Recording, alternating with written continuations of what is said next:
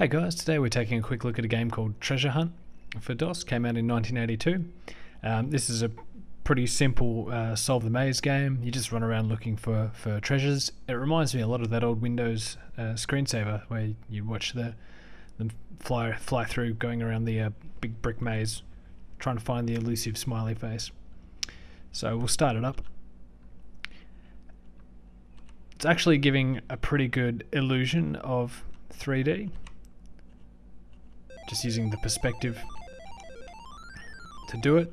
Now, one thing that is kind of tricky about this game is that you're not always able to go straight towards something. Like, you can't move on a diagonal. I can turn this guy around, turning 90 degrees at a time, and I can go forwards. You can also do an about face and turn around.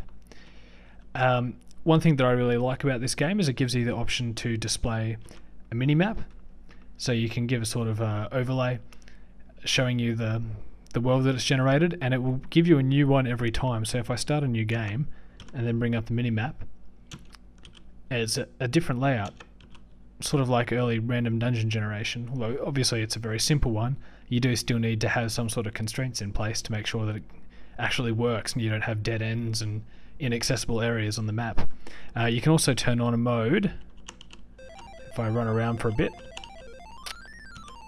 where it will show your footprints. So you can see where you've already been, and saves you backtracking and going round and round in circles. So I'll try and find a few more treasures.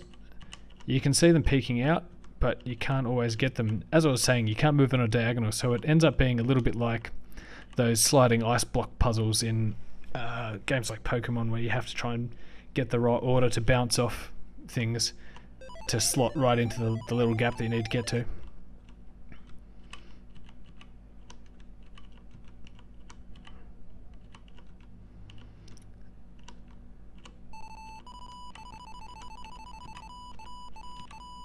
So it's very simple. There's about 8 items, I think, that you can find. And it says down the bottom here what you've got, although that's really irrelevant to the gameplay. It's just rather than saying 1 point, 2 points, which is kind of nice to have, I suppose.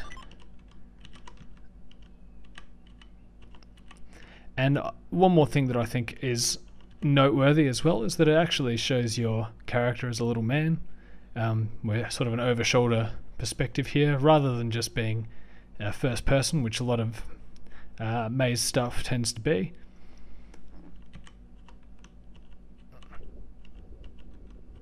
Not that he has a lot of personality. He looks like a men's room symbol, but it's always nice to have a character in the game close to home. Anyway, very, very, very early sort of prototype of maze solving games, but I thought it was neat just to show you something that was from this early on. Alright, if you're liking the videos, please subscribe. I'll see you later.